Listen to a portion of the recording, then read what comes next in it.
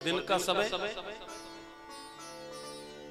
दीवा सार थे अर्थे पैसा कमाने में और घर का प्रबंधन करने में पूरा दिन निकल,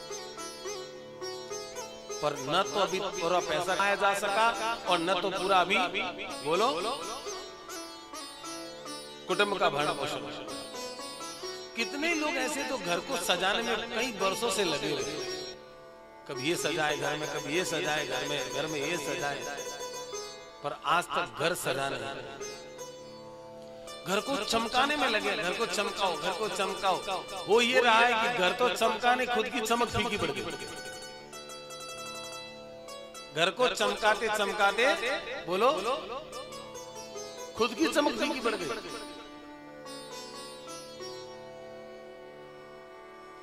सब चीज सेट कर दिया। एक सबसे पहले हमारे घर में एक ऐसा कमरा हो, ड्राइंग रूम, वहां सोफा सेट, और अंदर आए तो एक भोजन के लिए टेबल, डाइनिंग टेबल, उस पर डाइनिंग सेट, किचन में किचन सेट, हॉल में सोफा सेट, सब चीजें सेट, पर घर में रहने वाले अब सेट है। फिर सेट का मतलब क्या? ये बात सेट ना, हम छोटे घरों में भी रहते थे, मस्ती से रोटी चूर चूर के खाते थे,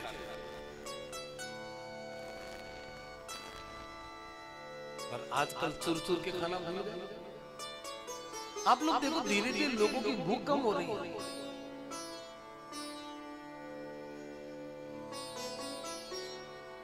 भोजन की मस्ती खत्म हो गई,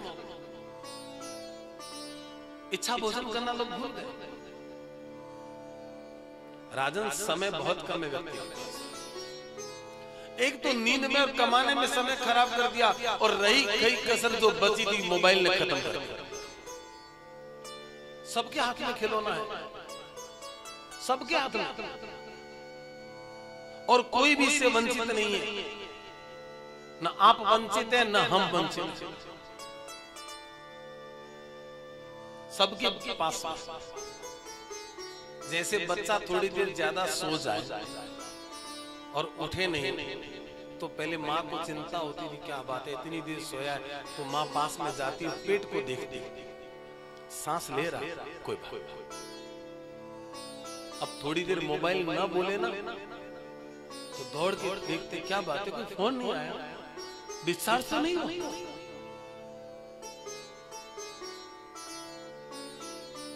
नहीं, फोन नहीं आया, हाँ नेटवर्क भी है और डिस्चार्ज भी है। कितना हम लोग इससे अटैच हो। सुनो राजा,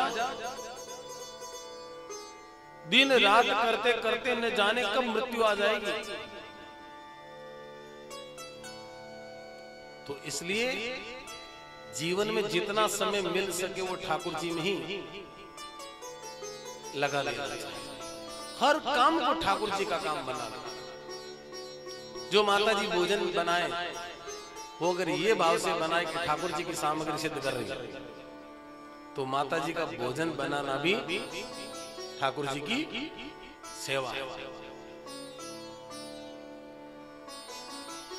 अगर कोई झाड़ू बुहारी करे तो ये भाव, मेरे ठाकुर जी पधारेंगे, मैं सबरी की तरह झाड़ू बुहार, सबरी बुहारे रास्ता आएंगे राम जी। जो भी काम करो भगवान के निमित्त करो। धीरे धीरे धीरे धीरे ऐसी आपके मन में स्मृति आएगी कि मरते समय तक आपके मन में नारायण स्मृति चिपक जाएगी, और फिर मरते समय भी आपको कौन याद आएंगे? ठाकुर जी। ये बहुत बड़ी बात है। अंत में भगवान याद आए। महाराज बड़े बड़े ऋषि मुनियों को भी अंत में भगवान याद नहीं आया।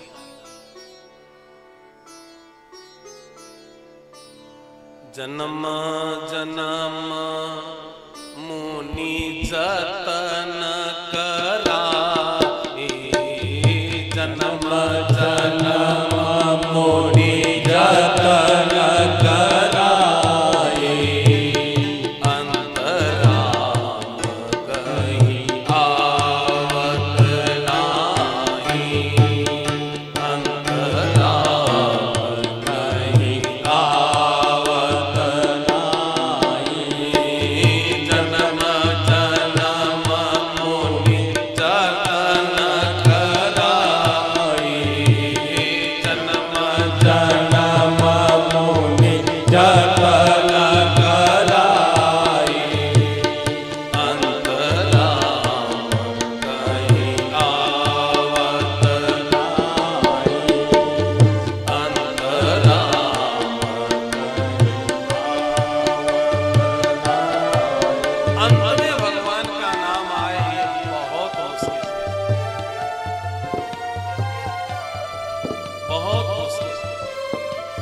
पता नहीं मन कहां अटक जाएगा।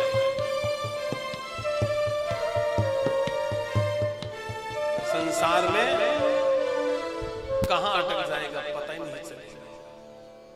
ऋषि मुनि जीवन भर तपस्या करते हैं, अंत में पता नहीं मन कहां अटका और प्राण निकल गया। और अंत मता सोई गता, अंत में जहां आपकी मति जाती है वही आपकी गति होती है। तो सब में भगवान को देखो, सब में भगवान को जानो और सबको भगवान की लीला मानो। देखो राजा, मैं आपको सच्ची सच्ची बात बताऊं, सुखदेव जी कहते हैं पहले मैं ये सब बातें मानता नहीं था। कौन कहते हैं? सुखदेव जी कहते हैं पहले मेरे भगवान में कोई, हाँ मैं साफ कहता हूं, रुचि नहीं थी। सुखदेव जी ने लिखा है श्रीमद् भागवत के दूसरे स्कंद के पहले अध्याय के 9वें श्लोक में,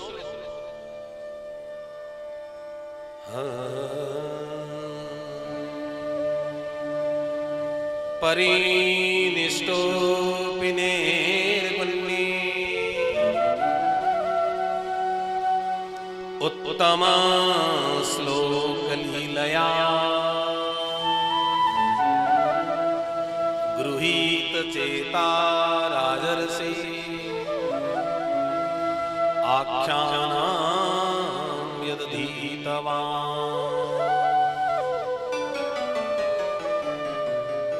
तदहं ते विधस्यामि महापौरुषिको भवान् यस्य श्रद्धतामाशु श्यान्मुकुन्दे मतिः सती। सच कहता हूं राजा, मेरी पहले निर्गुण में भक्ति थी, मैं सगुण भक्ति करता नहीं था। पहले मुझे सगुण भक्ति में भाव नहीं था, निर्गुण भक्ति। पर जब से छेल छबीले नटवर नागर की लीला कथाओं को सुना, अरे कृष्ण की छवि ऐसी मेरे चित्त में चिपक गई, क्या बताऊं राजा। अब तो दिन रात मेरी बुद्धि केवल कृष्ण स्मरण ही करती। इन कथाओं ने मेरे मन को, बोलो, गृहीत चेता, खींच लिया, चित्त को खींच लिया। इन कथाओं में वो जादू है। हे राजा, समय की कोई चिंता मत। एक खटवांग नाम करके राजा थे, सूर्यवंश। महाराज खटवांग को एक मुहूर्त पहले ही पता लगा कि उनकी मृत्यु आने वाली है, और एक मुहूर्त में उन्होंने अपने जीवन को, बोलो तो सही, सुधार लिया। अरे राजा, तुम तो 7वें दिन मरोगे, अभी तेरे पास तो बहुत समय है। राजा के पास तो अभी बहुत समय, कितने? 7वें दिन मरोगे, इसका मतलब 6 दिन तो, बोलो। देखो, ब्राह्मण ने श्राप भी दिया तो क्या दिया? 7वें दिन मरोगे। और अगर हम किसी को श्राप देते तो क्या कहते? अगर हमारे पास श्राप की शक्ति होती तो क्या कहते? अभी के अभी मरोगे। नहीं, मरने के लिए कि समय दिया, अपराधी को भी तो समय दिया जाता है, सुधरने का मौका है। अरे तब तो सप्ताह जीवोगे, तुम तो एक सप्ताह जीवोगे, और एक सप्ताह में तो तुम चाहो तो अपना जीवन, बोलो तो सही। अब परीक्षित 7वें दिन मरेंगे, खटवांग राजा एक मुहूर्त में मरेंगे, और उन्होंने जीवन को सुधार लिया। हमारा क्यों नहीं सुधरा? क्योंकि हम मरेंगे ही नहीं। हम मरेंगे ना? अगर हमें यह भय होता कि मरेंगे, तो हम भी अपने जीवन को सुधार लेते। हम भूल गए कि मरेंगे।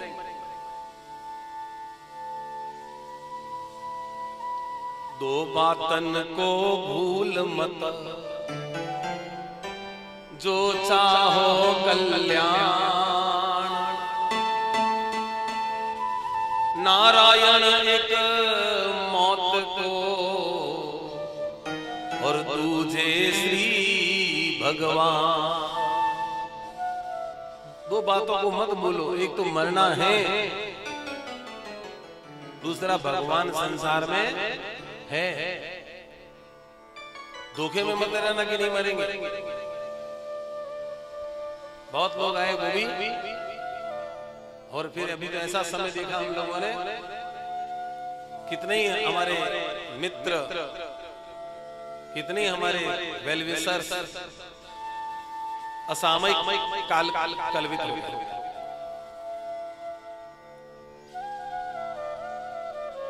राजा, मनुष्य को चाहिए कि धीरे धीरे अपने घर से, अपने परिवार से, अपने ऑफिस से, शरीर और शरीर के रिश्तेदारों से धीरे धीरे मोह कम करें। हम तो जैसे जैसे बूढ़े होते हैं मोह जाल को और ज्यादा बोलो जकड़ते हैं। इसके लिए क्या करना चाहिए? तरीका बताया, तीर्थों में जाने का अभ्यास है। ये बढ़िया तरीका है। 8 दिन आप यहाँ बैठे, 8 दिन के लिए आपने व्यापार धंधा, 8 दिन के लिए आपने घर बार सब छोड़ा।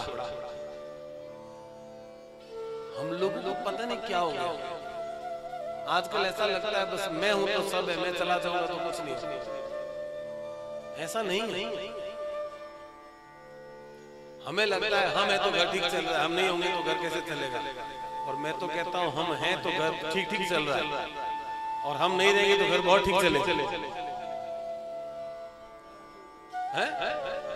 हाँ, हमें लगता है कि हमारे होने से घर ठीक चल रहा है, हम कहते हैं हमारे उनसे ठीक ठीक चल रहा है, हमारे जाने के बाद ये बहुत ठीक चले। ये केवल मन का वहम है। मैं हूं तो उनको सबको संभाल के बैठा हूं, मैं हूं तो सबको संभाल के बैठे हूं। हम नहीं रहेंगे तो भी ऐसे रहेंगे, और रहेंगे तो भी ऐसे रहेंगे। राजा, धीरे धीरे तीर्थों में जाने का अभ्यास कर। मैं आप लोगों से भी कह रहा हूं, थोड़ा तीर्थों में जाएगा। कभी 10 दिन के लिए, कभी 15 दिन के लिए, कभी 5 दिन के लिए, कभी 20 दिन के लिए। थोड़ा घर को छोड़ो, क्योंकि आखिर एक दिन तो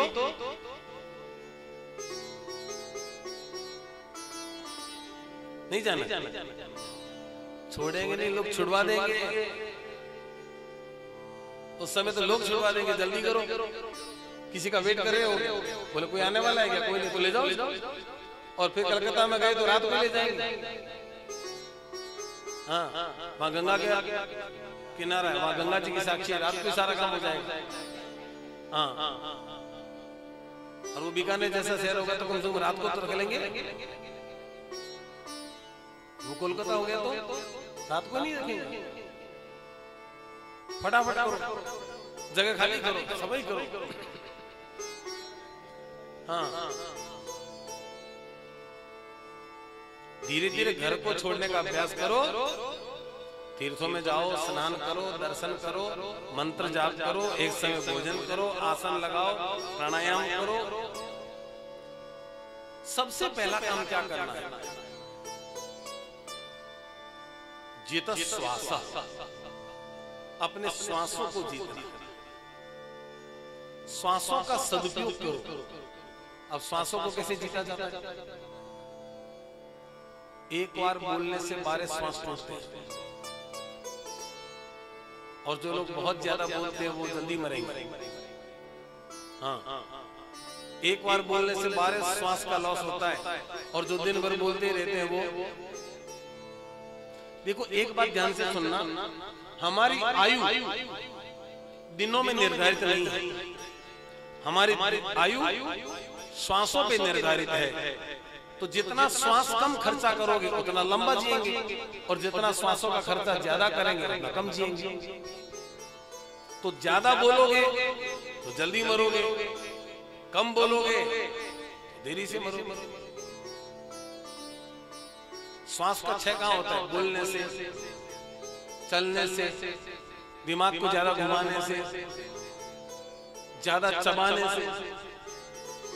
भोजन करत मतीसा है, एक बार चबाने से 32 श्वास क्षय होते होते, तो भाई सुबह शाम का तो चबाना ही पड़ेगा, उसमें तो 100 वर्ष निकल जाएंगे।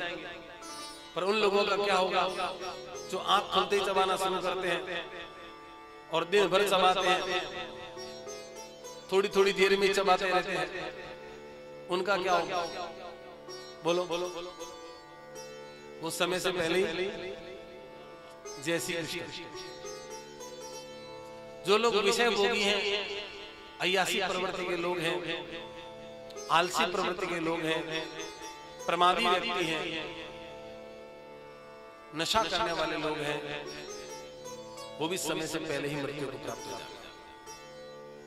भगवान ने मनुष्य की आयु 100 वर्ष निर्धारित की है।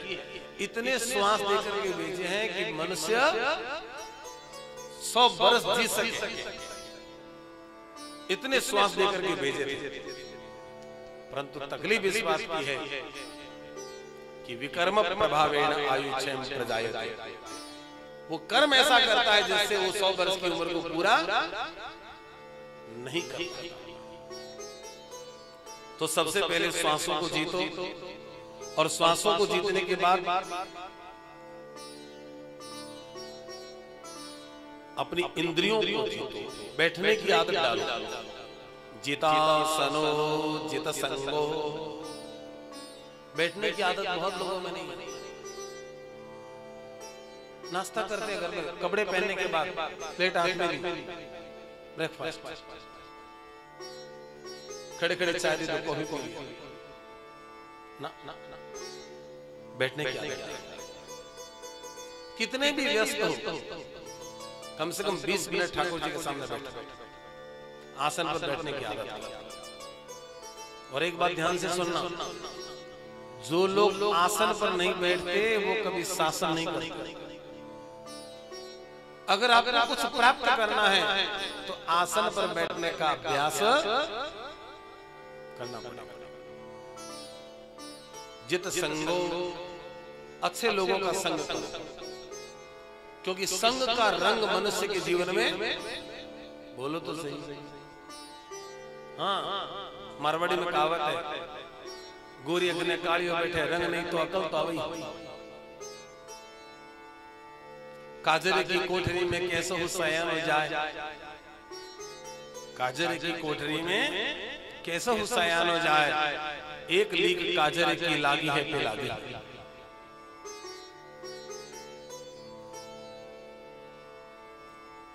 संग का रंग जरूर चलता है।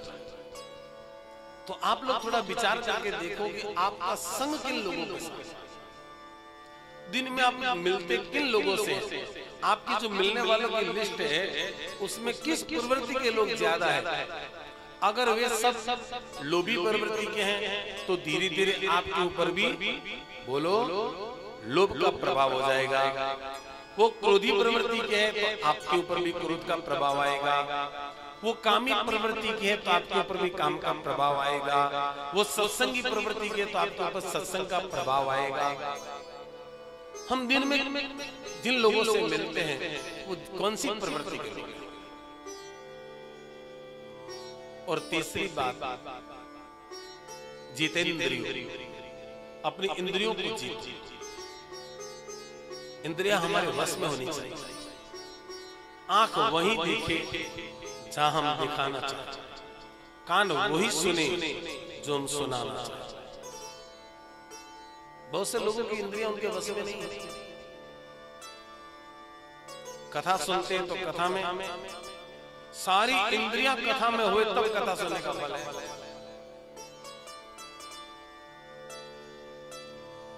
कथा तो सुन रहे हैं, नीचे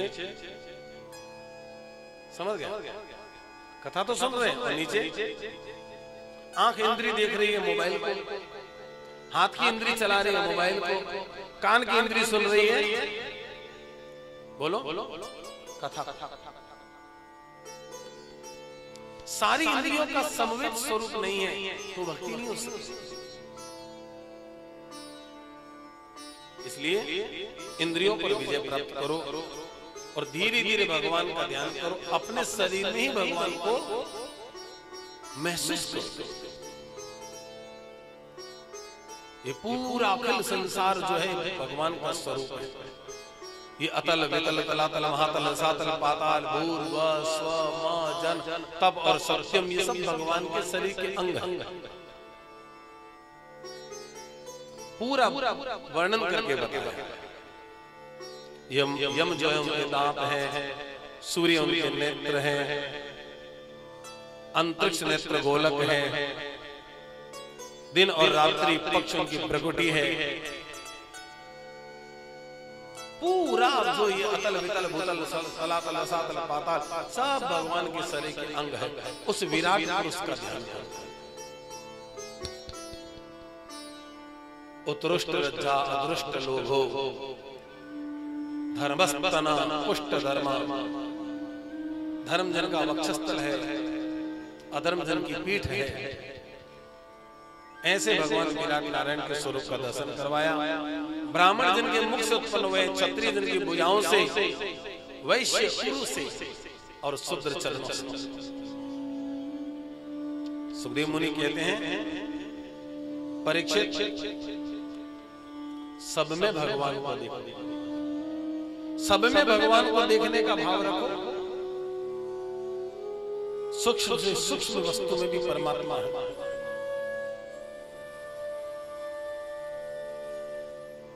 परीक्षित ने कहा, महाराज आप कहते हैं भगवान में मन लगाओ, भगवान की भक्ति करो, पर बहुत से मनुष्य के जीवन में इतनी कामना रह जाती है कि कामनाओं की पूर्ति न हो तो भगवत भक्ति नहीं होती। भगवान ने कहा कामना की पूर्ति होने पर भी भगवत भक्ति नहीं होती। बोले क्यों? कामनाओं का नियम है, एक कामना पूरी होती है तो दूसरी कामना तुरंत ही, बोलो तो सही, जन्म ले लेती है। फिर भी अगर तुम चाहो तो मैं तुम्हें ऐसा उपाय बता सकता हूँ। उससे पहले मैं तुम्हें ये बताना चाहता हूँ, दो प्रकार की मुक्ति होती है। एक का नाम सद्यो मुक्ति और दूसरे का नाम कर्मो मुक्ति। सरल भाषा में इतना ही कहते हैं, सद्यो मुक्ति का अर्थ होता है सीधी मुक्ति, जो प्राण निकलने के बाद सीधे परमात्मा को प्राप्त करवावे, वो सद्यो मुक्ति। और प्राण निकलने के बाद जो क्रम करते करते परमात्मा को प्राप्त करवावे, वो कर्म मुक्ति। परंतु सद्यो मुक्ति कठिन है, उसमें योग साधना का अभ्यास होना जरूरी है। कर्मों मुक्ति पुण्यों के द्वारा भी प्राप्त हो सकती है। तो प्रश्न हुआ, महाराज कामनाओं की पूर्ति के लिए क्या करें? बोले जिनको जो कामना है वो उस देवता की पूजा करें। जैसे किसी को ब्रह्म तेज प्राप्त करना है तो ब्राह्मणों की सेवा करें। किसी को ब्रह्म तेज प्राप्त करना है तो क्या करें? बोलो ब्राह्मणों की सेवा करें। और मान लो किसी को स्त्री की कामना है तो दुर्गा माता की पूजा करें। किसी को तेज चाहिए, मेरा प्रभाव हो, तो जिन लोगों को अपना तेज बढ़ाना है वो अग्नि की पूजा करें। पहले हमारे घरों में अग्नि की पूजा होती थी तो घर में पुरुषों का तेज बढ़ता था। आजकल घर में अग्नि की पूजा धीरे धीरे, बोलो तो सही,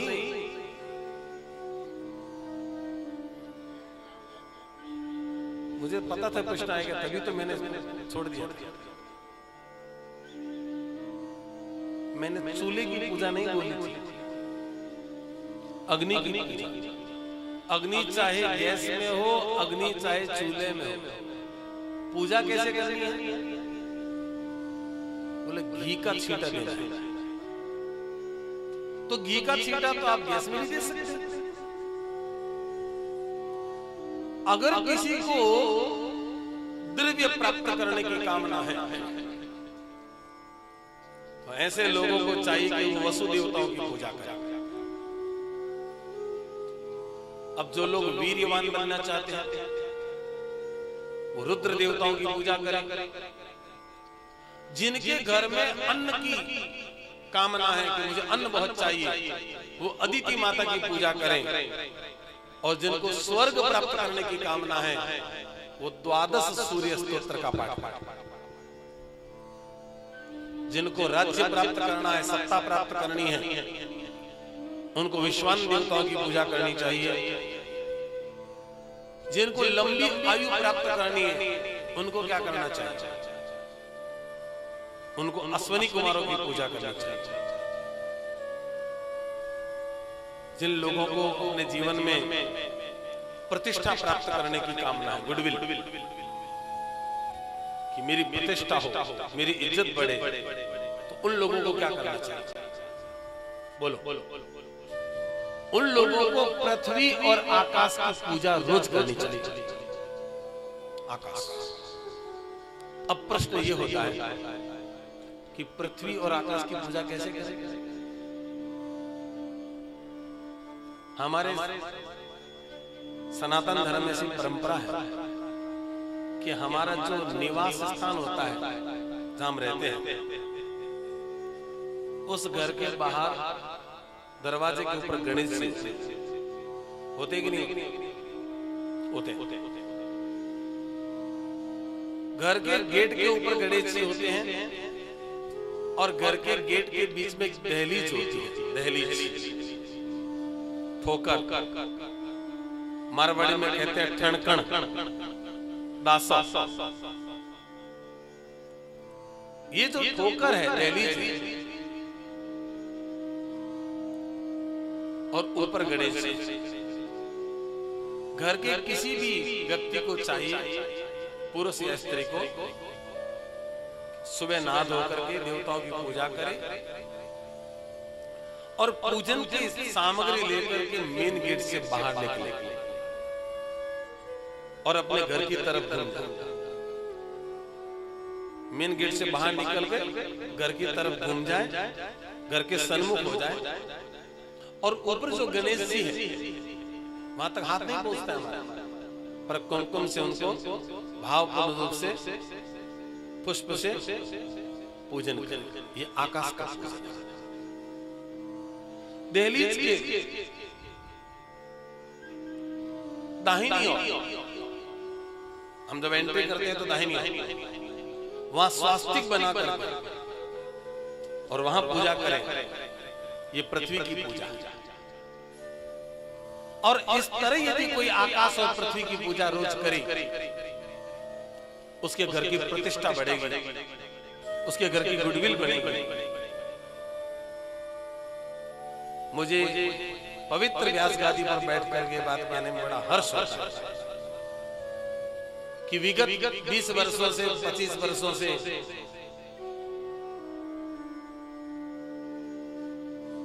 बहुत से लोगों ने अपने घर में ऐसी पूजाएं करनी शुरू करी है और प्रभु कृपा पश्चात परिवारों में उन्नति हुई है। भागवत में लिखी हुई कोई बात असत्य तो होती नहीं, तो हम लोगों को उसको अपने जीवन में उतारना चाहिए। जिनको रूप की कामना है, सौंदर्य चाहिए, गंधर्वों की पूजा करो। जिनको स्त्री की कामना है, उर्वशी की उपासना करो। जिनको अधिपत्य की कामना है, बस मेरी चले, किसी की ना चले, तो परमेष्ठी देवताओं की पूजा करो। अब एक बड़ी समस्या है, क्या? जस नहीं मिलता महाराज, कितना भी करो जस नहीं मिलता। जिन लोगों को जस नहीं मिलता उनको कथा सुना रहा हूं। यशोर्थे यज्ञनम, जिनके भाग्य में यश नहीं लिखा है वो कान खोल के सुने, वो अपने घर में यज्ञ करें और नियमित रूप से ओम नमो भगवते वासुदेवाय स्वाहा एक माला का यज्ञ करें। प्रतिदिन न कर सके, संडे को छुट्टी हो तब करें, अमावस्या पूर्णिमा को करें, पर्व के दिनों में करें, अष्टमी को करें, चतुर्दशी को करें, जिस दिन हमारे विवाह की वर्षगांठ हो, हमारा जन्मदिन हो, उस दिन घर में यज्ञ करें। यज्ञो वही विष्णु, यज्ञ ही साक्षात विष्णु है।